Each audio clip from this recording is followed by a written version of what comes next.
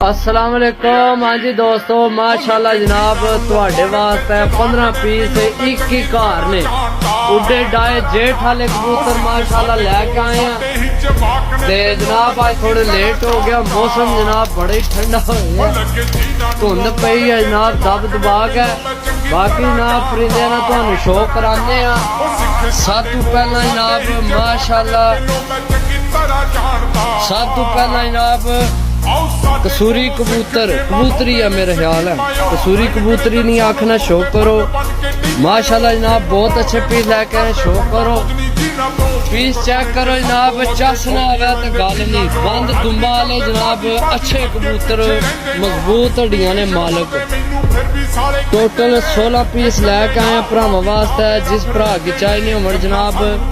number है साडा 0325 52 40 630 03